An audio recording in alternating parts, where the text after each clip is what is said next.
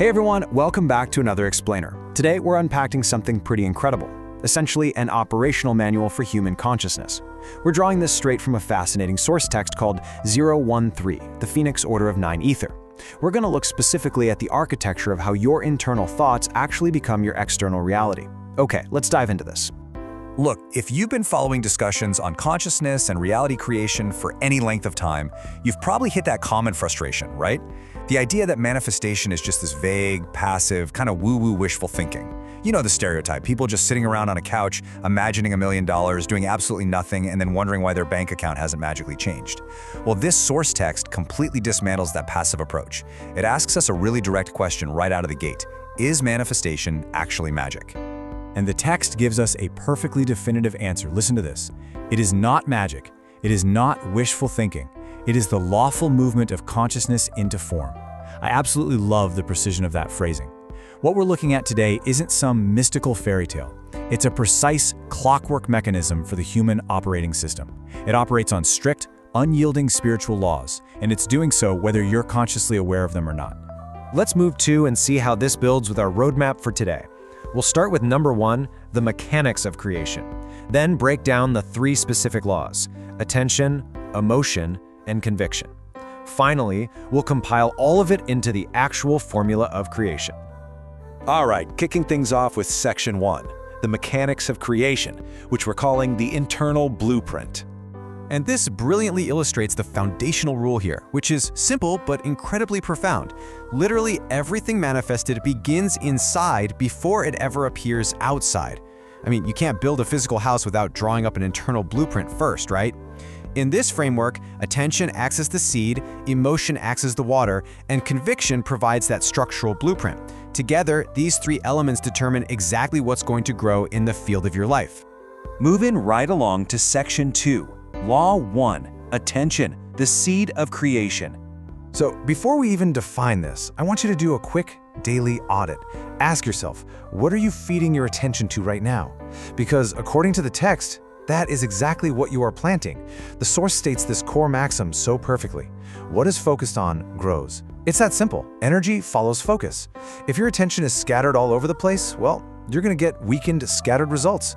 Concentration is literally power. By focusing deeply on one single thing, you are feeding it life. So attention is the seed. It's the very first gate of creation. Without attention, nothing stabilizes.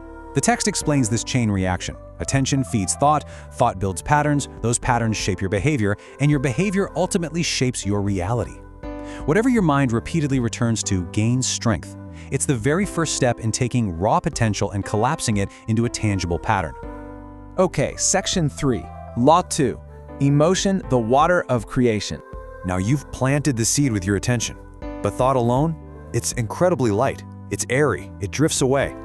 For that seed to actually take root, it desperately needs this second law. What is felt deeply is rooted deeply. It's such a punchy, powerful statement. Emotion is the raw fuel for our intentions.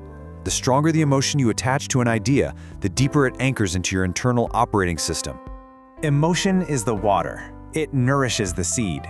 The text tells us that the soul basically operates as our subconscious archive, constantly recording emotional charges. Think of your soul kind of like a highly reactive algorithmic feed on social media. It remembers your most highly emotional experiences, both the joyful ones and the painful ones, and it just keeps serving you more of them. Emotion is what gives thought its weight. But we have to raise the stakes here with a really critical warning from the source text, which they call the shadow of manifestation. Listen, emotion does not judge, it only amplifies. The exact same laws that build can also destroy. If you constantly focus your attention on fear and water it with the emotion of panic, you will absolutely accidentally manifest suffering. Negative focus strengthens fear just as efficiently as positive focus creates peace. It's a double-edged sword. Which brings us to section 4, law 3, conviction, the structural blueprint. Okay, so you have the seed of attention, and you've watered it with intense emotion. Now, it needs a real structure to survive out there in physical reality. This third law states, what is believed repeatedly becomes lived. And it's so important to understand this. The mind obeys what it believes, regardless of whether it is actually true or false. The body follows whatever the mind accepts. Belief literally becomes operational. So the crucial point is that conviction is stabilized belief. It's your structural blueprint. Without conviction, your thoughts will simply collapse under pressure.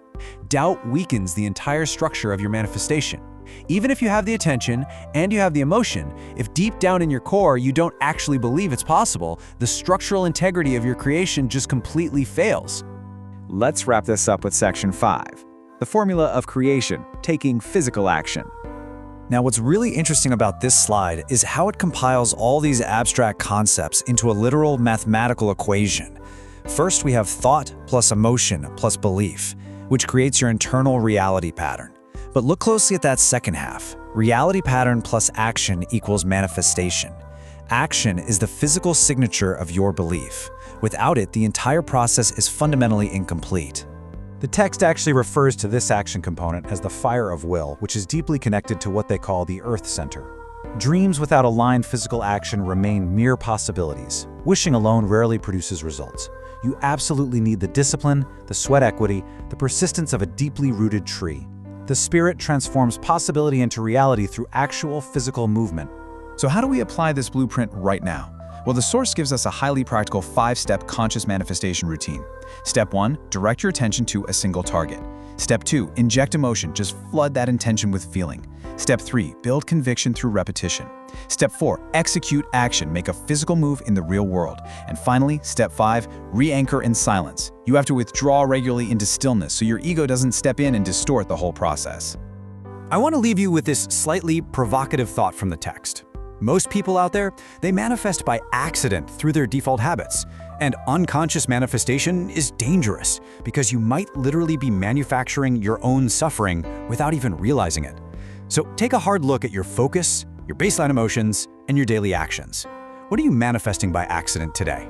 It's time to stop living on autopilot and start intentionally designing your existence.